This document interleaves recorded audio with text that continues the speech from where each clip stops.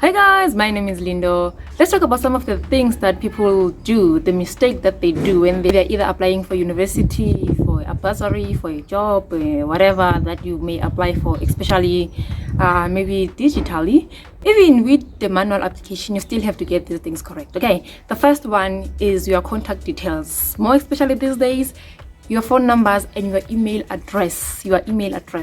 These days, they're mostly using email addresses, especially with the university applications.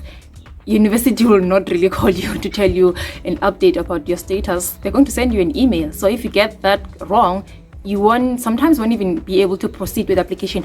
I know that with vets, you have to get a temporary ID, which will be sent to your email address.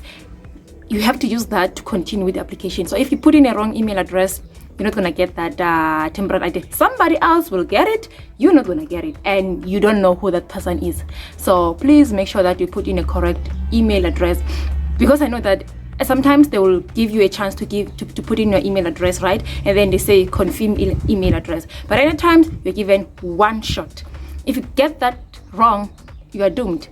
Another thing is your ID. Yes, your ID number. Some systems, when you're putting in ID number, they will tell you if it's valid or invalid, but then sometimes the system doesn't have that fanciness of confirming that your ID number is invalid, especially with the university applications. I know that sometimes with vets, they're not going to tell you that the ID is wrong or right. So it's your responsibility to double check, triple check it, or check it 5 times to make sure that you're putting in the correct ID. The reason why I'm stressing on checking in your ID number is that I had one student who put in the correct email address, yes, but they put in a wrong ID number. And then in January, when the matric results came out, what happened is that everyone was getting an SMS about an update about their status, if they've been accepted or they've been rejected. People were getting emails and SMSs.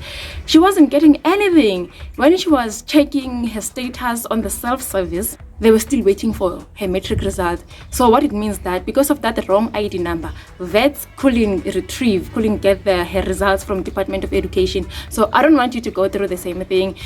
We managed to fix her problem, but she had to fill a whole bunch of forms, had to go to write some, that affidavit from the police station and all stuff like that, some certified copies. I don't want you to go through that. I want you to put in the correct ID number, the correct email address, correct phone numbers, be it a university application, job application, or bursary application. Yes, sometimes they might reject you because of that wrong information, and it might seem like you're trying to falsify information, and I don't want you to be that kind of a person that they suspect that you're not using your own ID number. Why are you trying to lie to us? No.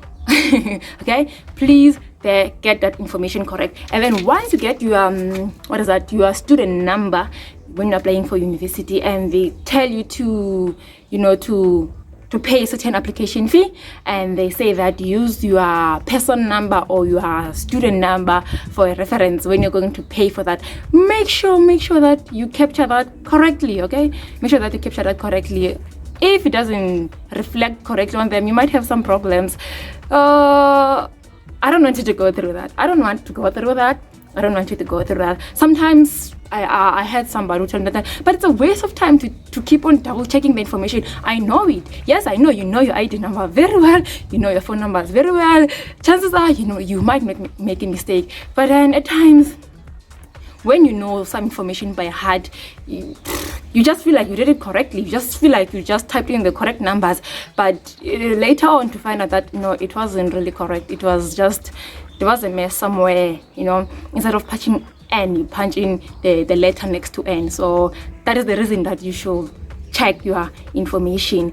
It's better for you to double check the information, or check it 5 times and spend some time doing that, instead of you submitting incorrect information and later on being rejected because of that irresponsible character that they are saying in you. I don't want that to happen. But those are the basic things. I know that there's a whole lot more information for you to put in correct, like maybe the marks that you got, some things, but then those are the basic ones I want you to get correct. Your email address, very important. Your ID number, very important. And your phone numbers, those are very important. Thank you for watching and good luck with your application.